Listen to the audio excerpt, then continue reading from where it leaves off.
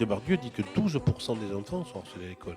Alors, pas forcément de manière terrible jusqu'à aller au suicide, hein, comme ça arrive malheureusement de temps en temps, mais 12%, vous imaginez? Et on ne croit jamais que c'est nous. Et alors, il y a les enfants agressés, il y a les enfants agresseurs qui sont souvent, eux, battus et agressés dans leur milieu personnel, parce que l'agresseur est lui-même agressé, sans doute, hein, pour être aussi agressif. Puis il y a tout le centre mou, quoi. Les lâches qui disent il faut pas que j'intervienne, sinon c'est moi qui serai battu, quoi. Et donc cette culpabilité incroyable des gens qui voient des enfants agressés qui n'interviennent pas, les élèves. Et donc vraiment, votre question est essentielle. L'école doit être sécure, quoi. La sécurité, c'est d'abord la sécurité à l'école, quoi. Sécurité relationnelle, sécurité d'apprentissage, relation quotidienne, permanente des parents et des enseignants, quoi, avec peut-être des médiateurs, quoi.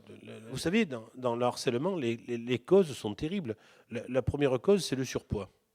Deuxième cause, c'est souvent le sexe. Les filles sont attaquées sur leur sexe, ce qui est terrible, sur leur appartenance au genre. Troisièmement, c'est la pauvreté, l'apparence. Quatrièmement, la singularité psychologique, la particularité, la singularité. Cinquièmement, le handicap. Donc vous voyez que le monde de l'enfance, ce n'est pas un monde aussi simple que ce qu'on croit, hein. Et c'est là aussi la part des enseignants.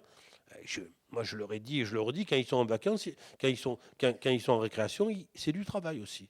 Ils ont la charge de récréation. Et dans la modification des rythmes scolaires, justement, il y aura peut-être des gens chargés de la sécurité aux interclasses, aux cours de récré, et qui serait contre ça? Comment l'école est un endroit aussi où on estime que c'est la place de l'enfant, quoi, tu vois? C'est un endroit qui doit être respecté absolument. Et ce que vous dites, parfois des malaises à l'école, mais c'est une mission générale. Aussi pour les parents qui vont chercher d'autres enfants, qui disent à des parents, tiens, je remarque que votre fils, votre fille, il est un peu persécuté par un groupe. Il faut avoir le courage de le dire aussi. En fait, c'est un courage collectif. Il ne faut pas avoir peur de dire quand on remarque quelque chose.